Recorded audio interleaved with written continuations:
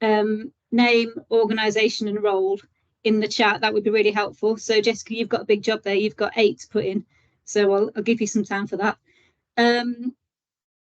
Yeah, so if you just comment, if you come to, there will be a point afterwards where we do ask for questions. So we'll either, depending on time, we'll either go through those questions in this session or we'll answer them separately. But we will have a quick overview of them before we finish today.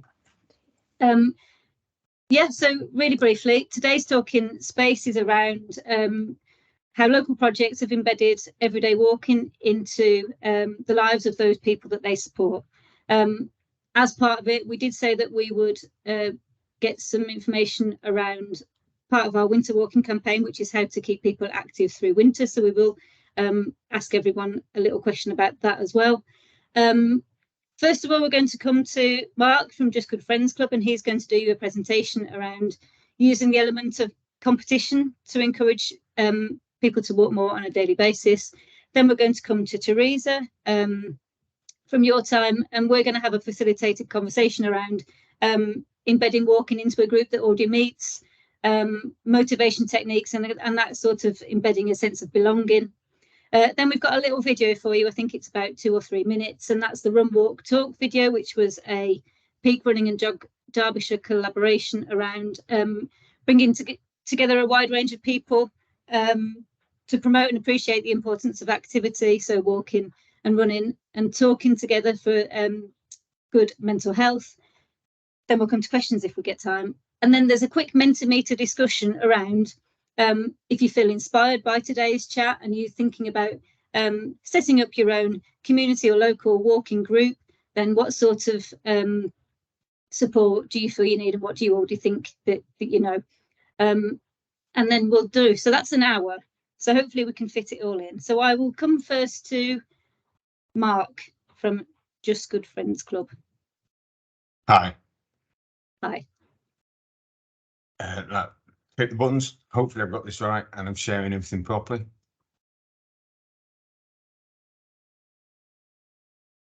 Excellent. Yeah, we can see that. So my name's Mark. I'm the Projects and Development Coordinator at a relatively small charity called Just Good Friends Club. We help adults with learning disabilities in Derbyshire, offer them services and support throughout their lives. My role is quite good. Projects and Development Coordinator actually means somebody that finds something interesting to do and then asks somebody to fund it. And that's pretty much what I did with this, with the thanks of Outdoor Citizens.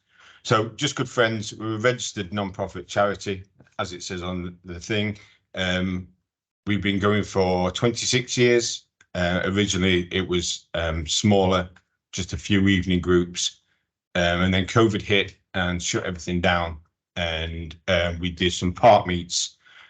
So it was basically just meeting our members out in the park, out in the fresh air, where we could just, you know, get some time together, check up on everybody. And then when COVID finished, Derbyshire County Council very kindly shut 8 day centres in our area. So the ladies that run the charity got their heads together and decided that they were going to open a social hub in Clown. And originally that's what I was employed to do. I was a social hub leader. And what we wanted to do there was to get away, because I used to work in day centres with Derbyshire County Council, and I wanted to move away from that kind of thing and teach our guys some transferable skills. In the beginning, it was mainly food-based, something I quite enjoy, but I wanted to get away from this, the pre-arranged, this is what we're going to cook, this is everything weighed out. So what we do is generally the members pick a recipe and then we source what ingredients we've got, what ingredients the guys need, and then we'll do some travel training to the shops where they'll learn about money and economy, and then come back, and then they're pretty much left to do all the cooking by themselves with a bit of supervision help where needed.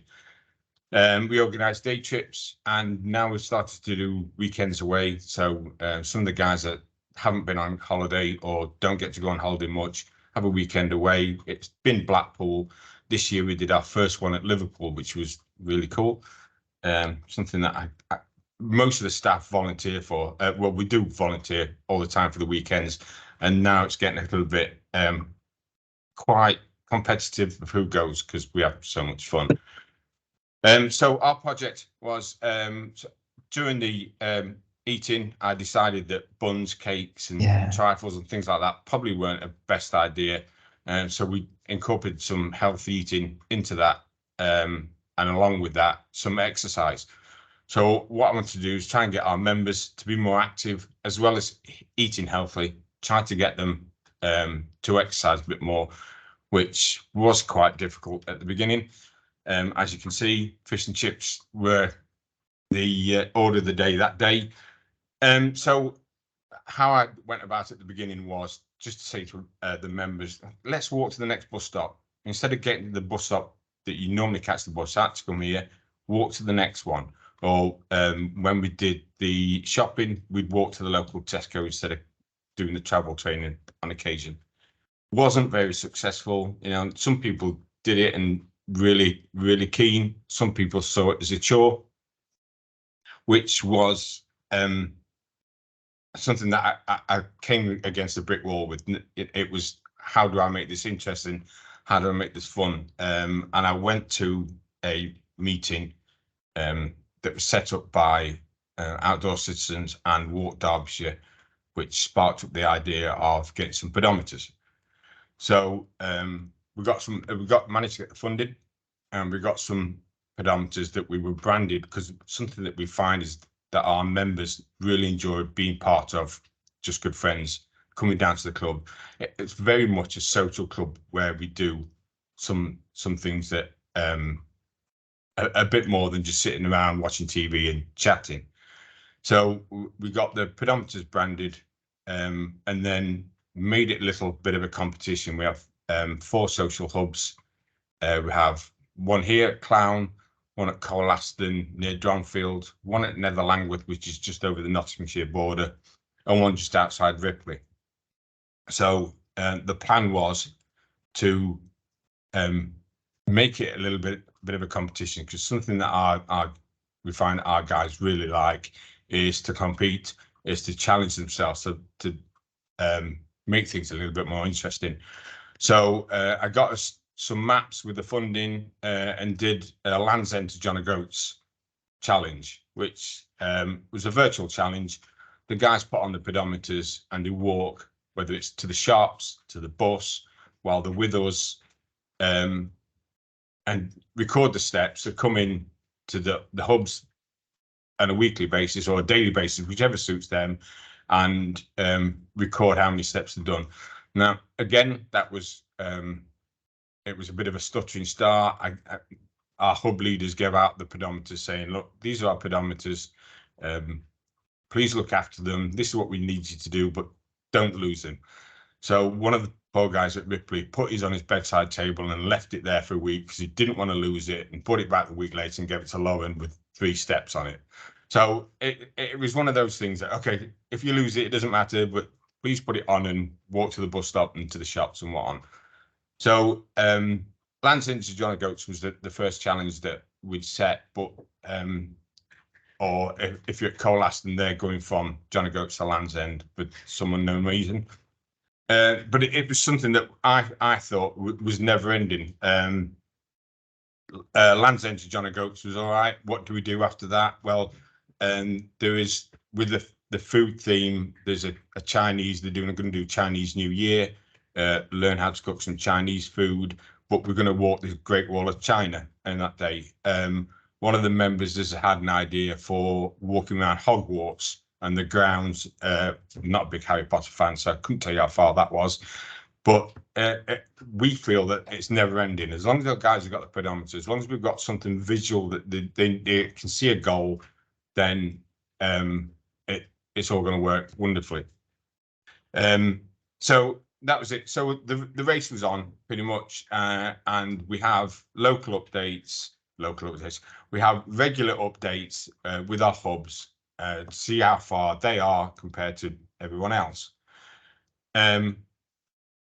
So something else that we'd got, that was all well and good. And we also got some funding from Outdoor Citizens for some chair-based exercise equipment, which was really important to us. Not all our guys can have the ability to get up and walk about.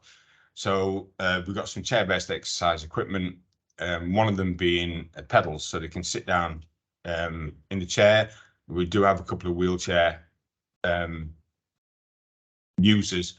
So we found that those guys can use like pedals, but with their arms, put the pedometers on the sleeves, so everybody's included.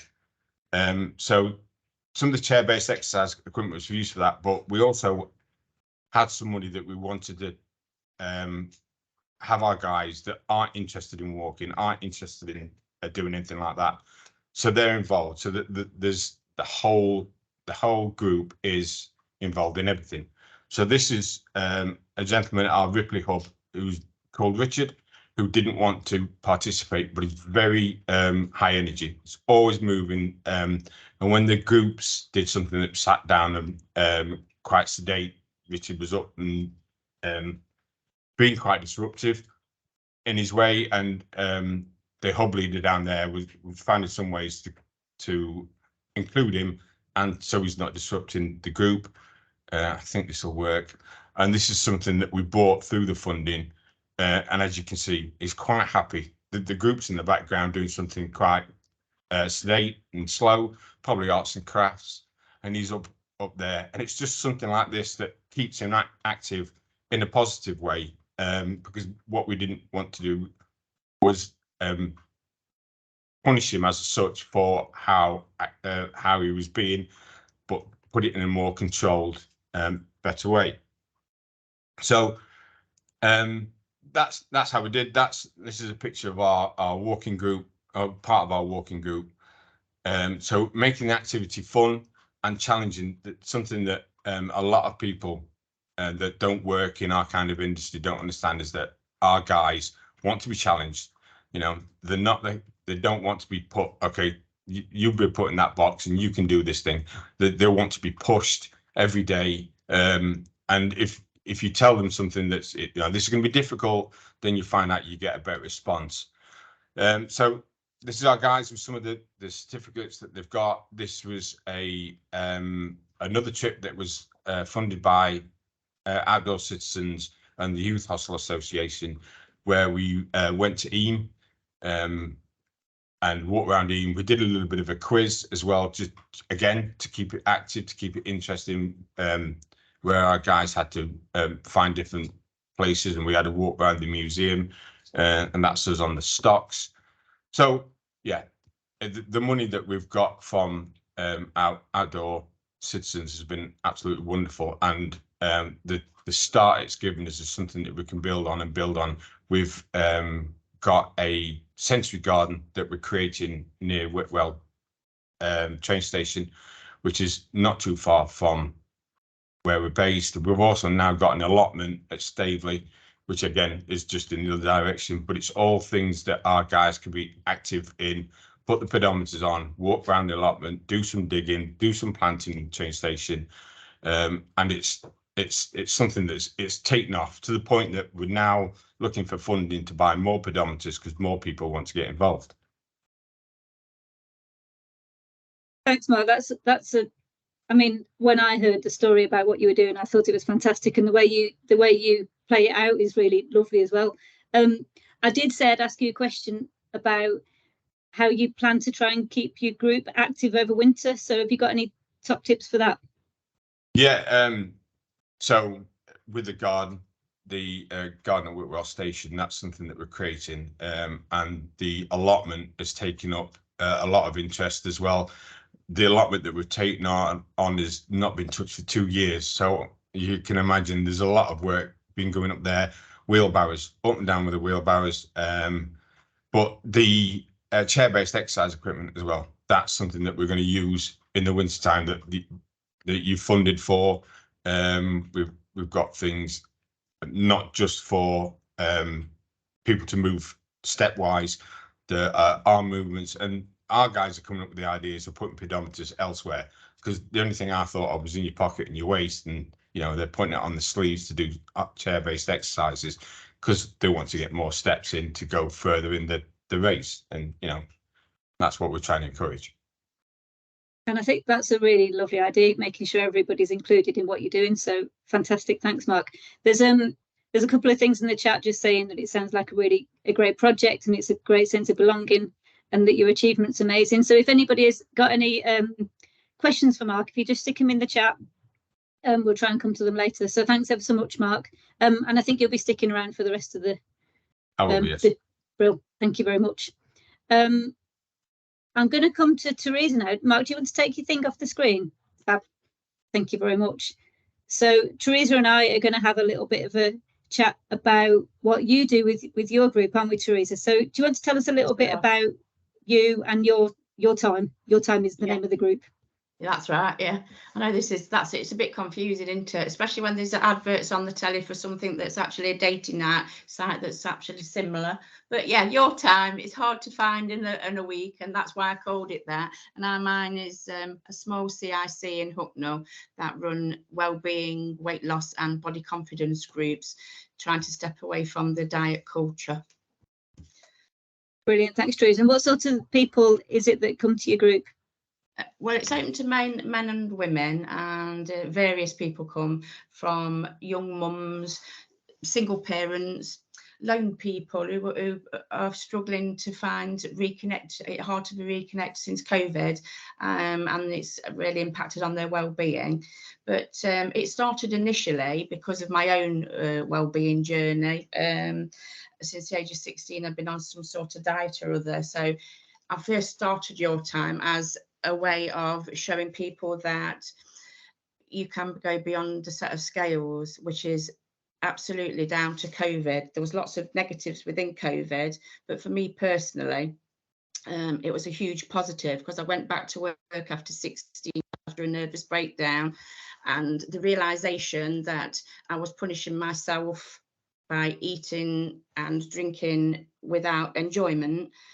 COVID became the catalyst to making me realise that people and connection were important, and the number on the scales was less important. Yes, I wanted to be healthy, and but it didn't matter what size I was. I'd lost 8.5 stone, I regained 8.5 stone. I used to exercise just so the number on the scales would change, not for enjoyment. And COVID made me realise that seeing people, because we couldn't, people and connection, to be happy within your life was the high priority. So that's why I started Your Time, because I stepped away from the scales. I became happier within myself because I found techniques to help me. Walking was a big I call it my superpower, because I used to go walking when I was losing my weight, and because walking was, it was free for a start. I didn't have to go to the gym, because you used to join the gym in January and finish like the second week of January. So walking, I could just do at any time. And at the size that I was at the time, which was at 19.5 stone, I did 10 minutes and, that was it. But I didn't enjoy it. It was a means to an end. It was, I will get those scales to move. I wasn't happy with my relationship with food, was very fractured, and so was my mind. And after years of being on and off some sort of diet or another, COVID's positives were that I suddenly realised I'm more than just a number on the scales. And because the only thing that you could do during COVID, I did work throughout COVID, I worked in retail. So if you'd have wanted toilet rolls on the black market, I could have got them for you. At 6 a.m. in the morning, but I could go walking, because they let you go out walking, didn't they? They didn't let us do a lot of things, but they let us go out walking. So I found that walking was my superpower, whereas when I used to walk, I hated it because I was too much in my own head. And I found that I enjoyed it. I was more mindful because I'd found these techniques of being present, which was a gift to myself. So walking was my superpower. So that's why I started my own walking group. Yeah, so you wanted to bring that walking group into that group that already met, didn't you? So yeah. Do you want to tell us a bit about how you integrated it within the group? Yeah, so initially when I started Your Time, it was to step away from the diet culture, and you can get weighed if you want, but not if you don't want. It was about changing the negative mindset that goes on and affects not just your weight, it affects, as I was living proof, it had a knock-on effect throughout my life till I had a nervous breakdown.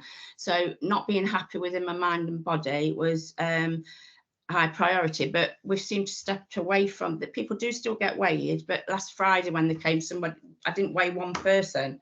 It's my high priority now is well-being, and well-being is a big part of being well-being is being active. So I've got varying people that come to me from, like I said, like young mums, single parents, full-time carers. My oldest member is 86. And she comes on a walking frame and often battles her way through the door on a Friday just to get through the door, but she comes to the walking group on a Sunday. So I started with walking. I wanted to do walking because I found it was open to most abilities. So no matter what the age was, it didn't cost any money. They didn't need an outlay, because your time, second priority is to help communities. We support the local food bank. So I try to keep costs low. So getting funding to be able to put on a walking group was amazing. So I do run 2 support groups, and the third session on a Sunday, which is the walking session, it's a walk and talk session on the local park. And again, I chose the local park because the surface is smooth for all abilities. There's places to sit, there's toilets if you want them. And we can have a cup of tea and coffee, because I started it a year ago. It's actually a year this Sunday. So I was starting it during winter. So you needed a hot cuppa to be able to do it. So I started by integrating it through the group, which was already a really close network, because it's a safe environment and they'd all realise what your time was about. So it wasn't like going looking for a local walking group and feeling a bit apprehensive because I won't know anybody there. Will I need to be fitter? Will I need to be whatever? They already had that. They had the close connection with the actual weekly support groups. So I get quite a lot, over half of my groups come to the walk and talk on a Sunday. That's brilliant. And they take it all at their own pace because they know they're going to be supported. And do you have any sort of motivation techniques to keep them coming back? Yeah, I do. I always say I asked a question about what is walk and talk about, and it's not just about, because your time is all of the holistic approach. Years, I'm 56 now, so 40 years of not being happy within my body and realizing, just thinking that it was just about nutrition, food that I was putting in, and be not having. I realise now it is just nutrition, and exercise should be for enjoyment. So the way that we do it is it's like being back at school, to be honest with you. It's I'll give stickers out. I've got the card. I've got a little card here, look. It's a little card. They all have a little card. And when I started it, I thought, are they going to like this? Because I've got people who are in the 30s and people who are in their 80s. Oh my goodness, do they want a sticker on that card? The friendly rivalry. So they get a little sticker for their attendance. And thanks to funding from Active Knots and Sport England Together Fund, we've had 2 funding streams from them to keep us going for the last year. And after every 10th session, they get a reward, and they've got 4 things to choose from. So they've got a real-time water bottle, they've got a pedometer, they've got a t-shirt, they've got a little backpack. So yeah, they also, the first time they came, it was just one lap of the Titchfield Park, which is half a mile, and now they're doing 3, 4, and it's all like Mark said, competitive rivalry between them, so that they're saying, how many have you done, how many of you have done.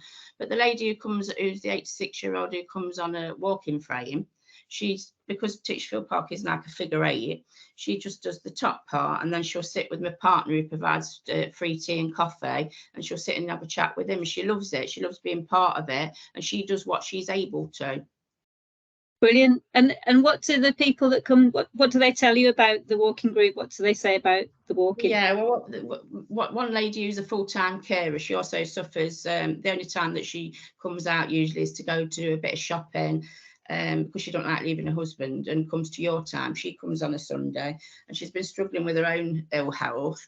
And I think I told you about this before, Heather, but it was the most amazing moment. She wasn't physically walking, but she wanted to be at Walk and Talk on a Sunday, and she came flying through the park gates on her husband's mobility scooter, and she said, I want to scoot. Is it all right if I scoot and talk today, Teresa? I says absolutely, because she didn't want to miss out on the community. I've had one lady that came in obvious distress, because Walk and Talk isn't just about getting exercise. It's about talking through your stressors in a safe environment. So you're walking, you don't realise what laps you're doing because you're talking. One lady came and she'd had a particularly stressful life week, and she came in, and I always hug them all when they come, and I hugged her, and she just melted into my arms and just started crying. And she said, I really needed to come today because I knew it would help me by the time I went, because I'd had a really horrible week.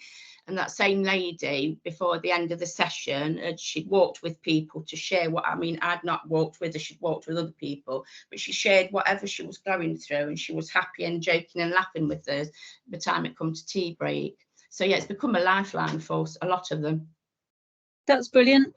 And you've said a couple of times that you had some funding to kind of start your walking project. So once that funding's kind of gone, utilised, how are you intending to sustain the group? It's gone now, but because it actually ended in October, but we're having a 1 month pause, and it's continuing because the Sunday the funding, although it began help me to access things that make them keep coming. I've still got those things, and they still want it.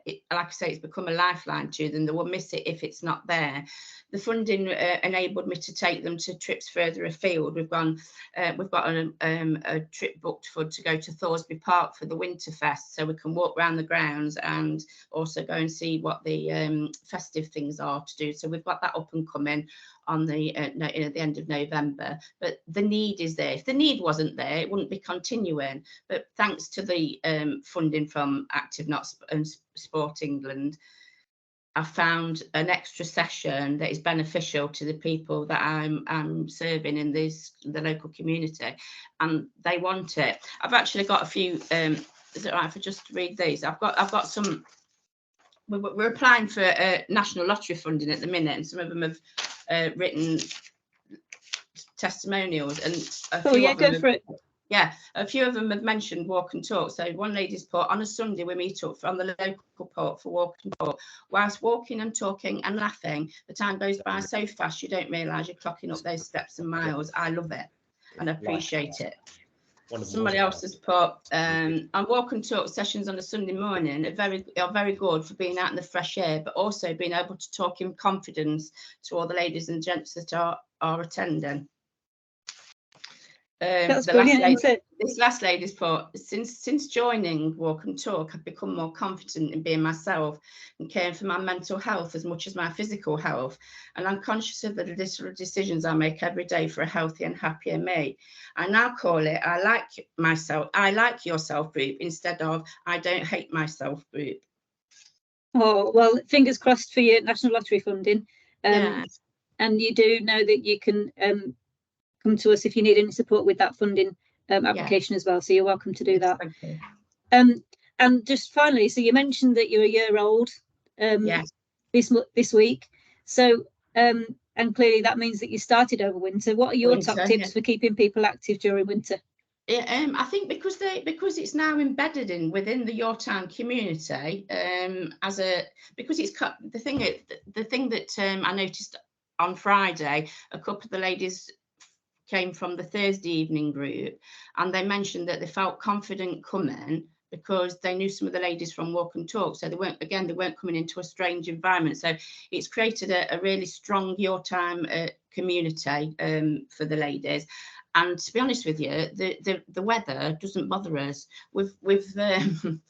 I was even thinking about getting umbrellas and things with your time logo on it for this session, but we've had the worst weather during summer than we did in the winter. So because they want it, we've come when it's raining, they've come when it's raining, they've come when it's been snowing. The worst weather's been during the summer, they've come whatever the weather. So it's just that connection. So we've found the connection, and they're getting exercise by stealth, which is amazing. That's brilliant. Well, thanks, Teresa. And a bit like with Mark's presentation there's a couple of things in the chat already saying that you do some amazing work and well done, basically. So if anybody has got any questions, Will's just put one in, actually. What's your question, Will?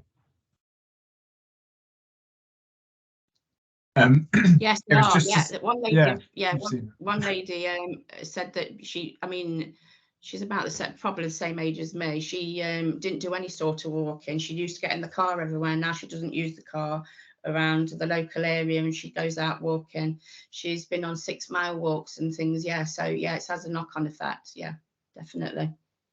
That's fantastic. So if anybody's asked any more questions for Teresa, either stick them in the chat and we'll come to them later if we can, or we'll answer them outside of the group. Thanks ever so much, Teresa. And you're sticking around as well, are you, for a little bit? Yes, I am. Yeah, thank you. Fab. Thank you very much. Just gonna play the Run Walk Talk video now. So this really quite links nicely into what Teresa was saying about getting out there and walking and talking, being a safe space to do it. So I think, Katie, are you able to play the video? And Lucy from Jog Derbyshire is here, and I think Andy from Peak Run is as well. So if there are any questions, they are able to answer them too. Okay, I'm going to play it now. If there's any issues with sound, if you could just let me know, give me a shout. Yeah.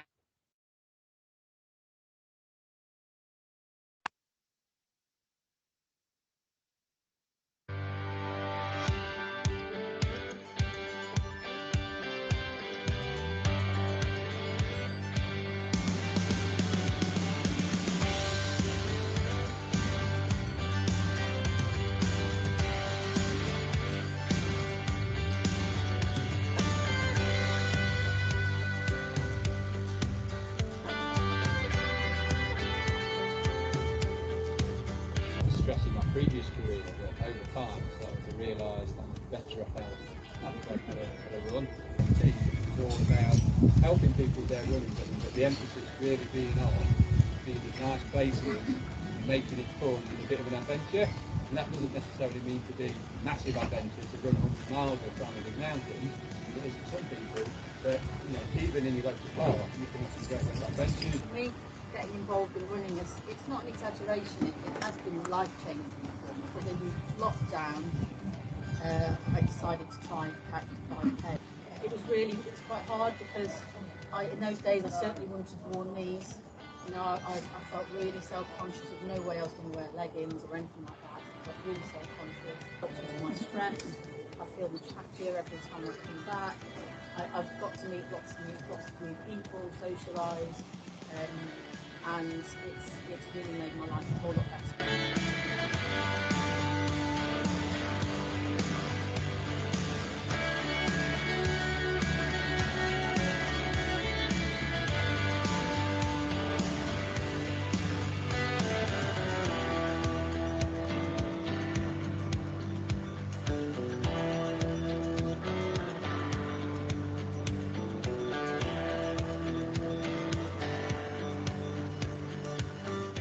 Outdoors in particular has always been really useful for me to just get my head clear, to try and give me something to distract me from my anxious states.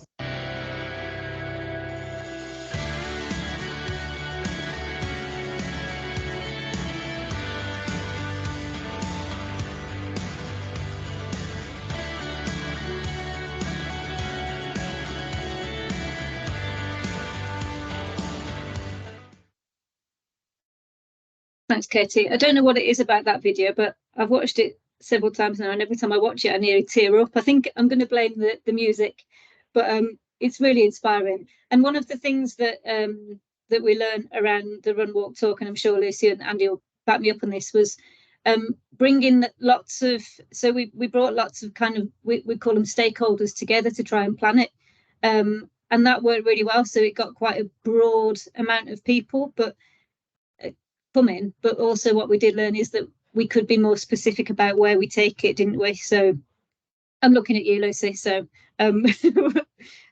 we thought it'd be really good to take it to certain places next time and then do some really targeted approaches to different audiences. So that was really good. If there's any questions for Lucy and Andy, then please come to them. There are some questions in the chat, so I'll just have a look through. Teresa, Amelia said that she's been researching the relationship between walking, social eating and wellbeing, and she'd love to hear more about that. So if it's okay, I'll put you two in contact after this session. Well, Katie will. And then Edwina's got a question to both Teresa and Mark. So I'll come to Mark first. So out of all the challenges faced, what was your biggest challenge? I think the biggest challenge was to keep everybody, finding something that's going to keep everybody interested. The map helped a lot. If we put them up in different hubs, so they were actually charting their progress through. I think some of them at Bristol. In fact, I've got the latest hot off the press. So we've got 4 hubs. The Crown hub has done 312 miles. Nether Langwith, which is a smaller hub, has done 270 miles. Ripley, who's quite a large hub, has done 419 miles, and Colaston, which is another smaller hub, has done 461 miles. Although there is one lad that's in our Colaston group that's in a rambling group, so he racked up the miles. But yeah, it was getting something that was going to keep their interest all the way through. And the map was one of the things, and like I said in the presentation, it's never ending. The Great Wall of China, walking through Italy, Hogwarts, and things like that. It's progressive. Fantastic, thanks, Mark. I was going to ask who was winning, but I wasn't sure if that was appropriate. But I'm glad we know now. So Teresa, for you, so of all the challenges you faced, what was the biggest challenge when we were being recorded? Right. Yeah. I'm not going to tell you what the biggest challenge was because it's got quite a negative, but personally, I think it was just my own. I don't think I've faced many challenges other than the one that I'm not going to mention. But because I think the biggest challenge was in myself, knowing that because I created Your Time out of just my own lived in experience. I'd never created anything like it before, never done anything like it before. And I'd come from being confined to my own house, filled with anxiety, panic mode, having the reassurance, I suppose, that I could actually do this. Because I've never done it. In fact, I'd had to find out, and again, Active Knots and Helen and Sarah were a big support in that, because I didn't know what it took to be legally, the legalities of it. I didn't know what it took to actually run a walking group. So yeah, I suppose they were the biggest challenges for me, finding that out. But I did it like a lot of things in my life. I don't know yet. So yeah, I found out. Yeah. Thanks, Teresa, because that segues. There are a couple of other questions that I will come to, but that segues quite nicely into our little mentor meeting that we're going to do shortly. So before we go to that, though, there's a question from Helen Milton around how did you attract your members? That's for Teresa.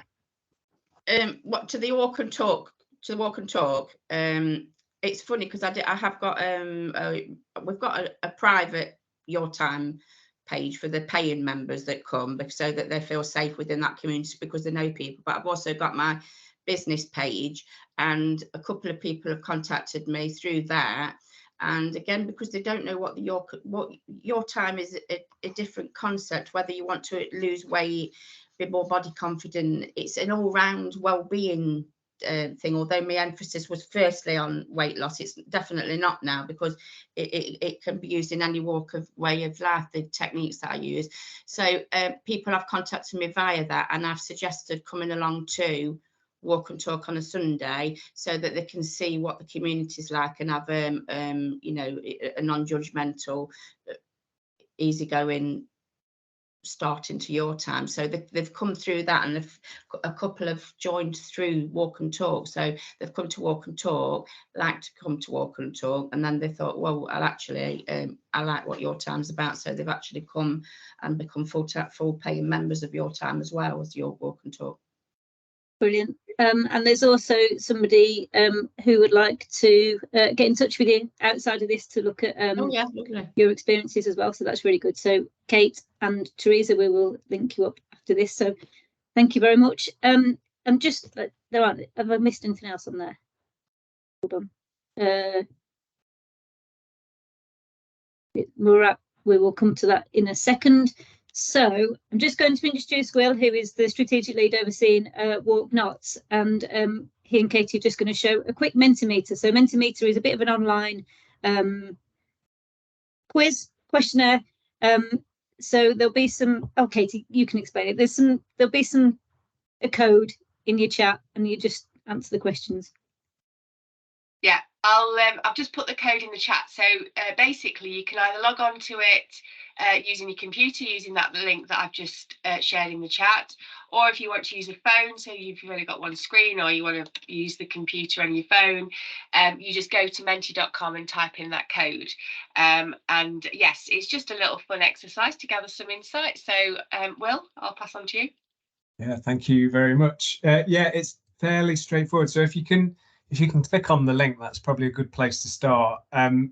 And we're really, as you can probably gather from the last 45 minutes or so, and years of working with Active Notts and Active Derbyshire in the past, we're really interested in understanding what it takes to help people to walk more, and really interesting to hear about Teresa and Mark's work and the Run Walk Talk work as well today. But we're really keen to get a sense from people across the system in Derbyshire and Nottinghamshire. So you guys that are in the room today, just what walking means to you, and what you know about enabling people to walk more, and what further support you might need and we might need collectively, and how we can sort of work together. So that's what this is kind of designed for. So we've already started, which is great. And the two that aren't interested in setting up walking groups, that's absolutely fine. This isn't just about setting up walking groups, but clearly this is a priority for the people in the room today. So shall we move on to the next one, Katie? Now we're flying through it. So if you're interested in walking groups, if that's something you're interested in, why are you interested in it? So we've got loads of stuff there already. I'm not scrolling through it, Kate, so if you could, I don't know if there's things we can pick out here. Looks like things are naturally emerging from other work, which is great. People interested in links for social prescribing and primary care. Yeah, that seems to be a real priority at the moment in health. The environmental impact as well. So I've had a conversation today just about the importance of walking and active travel in the climate change agenda, which is seems to be growing at the moment. Shall we flip on to the next one, Katie? So, rating your understanding of what it takes to establish a walking group. So we've obviously got good people in the room, people that know what they're doing. A fairly high percentage of people, by the looks of it, know what they're doing in terms of setting up a group, although that's coming down.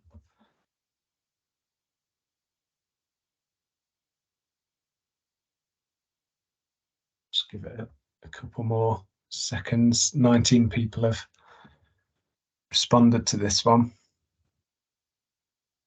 And there's no right or wrong answer with any of these. I think we're really interested if there are people that don't know what it takes to set a walking group up, then we've got expertise around the room, and people have already started talking about, well, what's the experience that Teresa's had and Mark, and how can we share some of that learning across the wider network. Good stuff, Katie. Next one, please. So, what barriers have we experienced when setting up walking groups? getting participants. That was one of the last questions for Teresa, wasn't it? How do we get more people there? I'll just point to a few that might be useful. Yeah, do I need walk leader training, or can I just walk? That seems to be an ongoing question. There's a few of us that have been talking about that recently, and I don't know whether now's the time to sort of mention some of the stuff we're doing around myth busting and creating some documents around what do you need in order to walk. Do you need a walk leader qualification? Do you need insurance? All that kind of stuff. We're looking at sort of sharing some of that information at some point. Maybe this one as well. People can't get to the start point. Yeah. How do you do that? Especially if you're setting up a walking group in a rural area. It's not so easy to get to. Weather puts people off. There's not a lot we can do about that one, is there? Unless we only do walking in the nice months. Want to support local groups that are already set up. So that's that's an interesting one. Sufficient leaders. Interest in the beginning, that just go up a little bit. The interest in the beginning was, if you scroll up a little bit, interest in the beginning was the biggest hurdle, almost that starting point. And I think it probably takes a bit of confidence, doesn't it, once you've set something up, to just go with it. That first starting point is maybe the hard bit.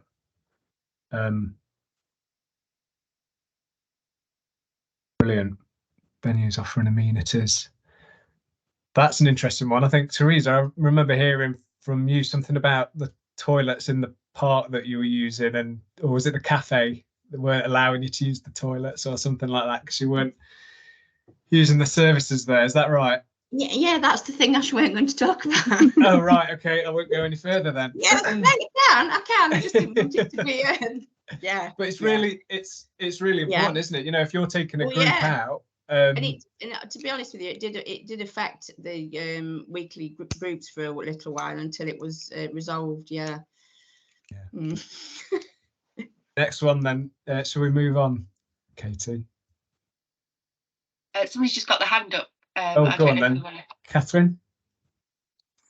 Hello. Just when you were going back to the using the toilets and things, we've just set up a walking group, and we are going to set up a little loyalty card. So if they attend the walk, they get like a stamp, I suppose, a bit like what you were saying. But they to use the cafe. So like if they use that cafe, they get a stamp if they're part of that walking group. So just maybe making those connections with places. It's just something that we've just started doing. Yeah. But yeah, like kind of finding a specific place and making the connection. I just thought it might be worth mentioning. Yeah, that's a really important point. Cheers, Catherine. Okay, Katie, if we on to the next one. What do you need in order to feel more comfortable in developing, creating and promoting walking groups? So yeah, talked about the myth busting document earlier. We're looking at creating one of those with a group of partners just to get a bit of an understanding of what you need. So we'll hopefully share that at some point. I wonder who wrote that one.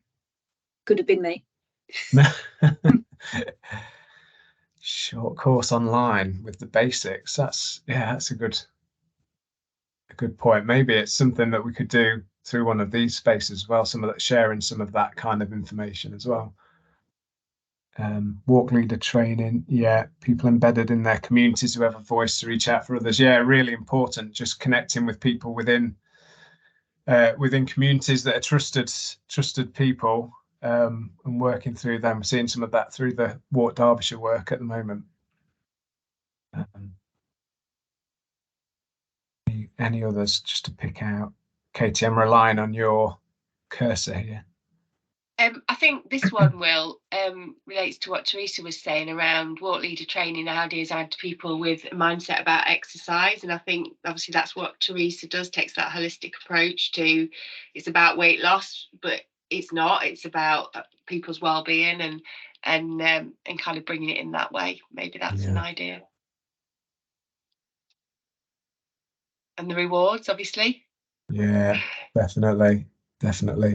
Rest stops, benches and toilets, it's coming up again. advice on insurance is insurance, probably yeah, a big one. that's maybe something that will come up in the myth busting stuff, and maybe through some online stuff. Cool. Next one. Is there many more? What do you need from your local walk leaders? Friendly face, commitment, communication. Yeah. People like Teresa and Mark, really, people that know the individuals that they're working with and have got that trust.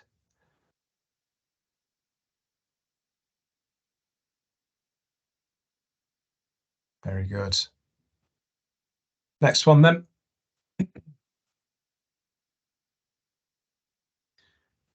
So we were really keen to find out where people do find information on how to help people to walk more. So Google seems to be the answer. Facebook, like Teresa mentioned, social media, obviously really important, finding out where groups are. Council and CVS. The Big Green Book. Is there anyone on that can talk about that? I don't know, Murat, are you on? Do you know about that one? Or Kate, you put your hand up. Is that one of yours? Oh, hi. Sorry. Hello. Yeah, so sorry, in my previous role, I worked on the Green Space project, and the Big Green Book was set up through the Green Space project to link people with nature-based activities as part of the Green Space. It was a green social prescribing project. So we've got a Big Green Book for Nottingham City, and there's also one that's been developed for Rushcliffe. We did have plans to do the whole county for Nottinghamshire, but unfortunately we've run out of time to do that. And so there are books in process for some other areas. But the idea is that within that group, within that book, there are all the different activities such as community gardens, but there's also walking groups in there. And each group has identified the level of mental health need that they're able to work with, ranging from people who have very mild to moderate mental health need to very complex mental health need. So that was part of the project that we did there. So within those books, there are the walking opportunities available for social prescribers and for the general public themselves to actually have a look at. I'll pop the link in the chat to the Nottingham City and Rushcliffe Big Green Books, so you can have a look through. Brilliant. Oh, that's good. And maybe we can, Katie, I don't know if we can send that out as well with the sort of the follow-up comms from this. Yeah, absolutely. Yeah. Also, while I'm on, as part of the Big Green Book, as part of the Green Space project, we developed an app that's just gone live called the Green Space NG app that has all the different green spaces in Nottinghamshire. You can go on and just have a look through as to where places are. You can tick them off on an interactive list when you've visited them. So there's all that I can pop in the chat as well. And we're working on the Travel Well project. We're working with Go Jauntly, it's an app company that are down in London, but they've come up to Nottingham and they've mapped some walks for us. And these are presented in a really nice way on the app. There's photographs and really nice detailed instructions as to how to follow the routes. So we've got some routes in there that you can have a look at as well through the Travel Well project. So I'll pop those in the chat. Thank you. Cheers, Kate. Good. I think is that the last question, Katie? I think we're there. Oh, well, thank you very much for that. If you've got other things that I've seen a few bits and bobs in the chat that people have been popping in throughout that. But if people have got any other sort of further thoughts on any of that when they go away from today, if you'd like sort of connect in with us and send any thoughts over or whatever, I think we can do that, and obviously Katie will be sending out some comms after this, so maybe add some email addresses into that, Katie, and we can explain how to get in touch. So that'd be good. Thank you, everybody. I'll hand you back to Heather. Thank you very much. And we probably should mention we have been working on a myth-busting document around insurance and risk assessment needs. We'll be doing that between Active Walk Derbyshire, Walk Nots, and with Peak Running and Jog Derbyshire as well. So we will be publishing something fairly soon around some of those myth-busting questions. We're pretty close, I think, so that I would imagine that'll be out before the end of November, hopefully. So we'll make sure that goes onto our website, so you've got that. So hopefully everybody found that session useful. I think that Katie has got a little poll that she does every time for the Talking Spaces around usefulness.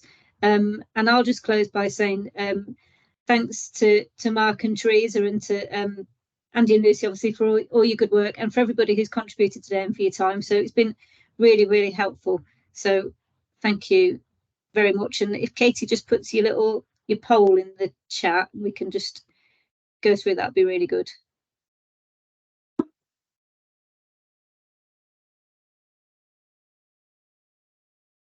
Oh, it comes on here.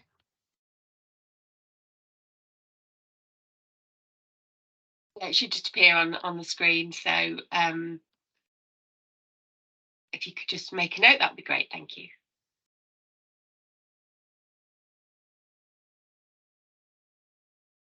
I mean, I'm obviously answering 10 for all of them. Thank you. But I will share the recording afterwards, and if there's any questions that we didn't pick up in the chat, we will go back to people directly and go and answer them, or try and answer them. And we've got we can put Mark's presentation, send that out as well. So and the contact details for both Mark and Teresa, and for the report talk as well. So anybody, any questions, we are open to them. And yes, it might be a good idea to do something online about some of that myth busting stuff at some point. So we'll keep you posted through our comms around those. So yeah, thank you very much, and thanks for giving up your lunchtime to spend some time looking at embedding, walking into everyday lives. So thank you, everyone. Bye-bye. Thank you. Bye-bye.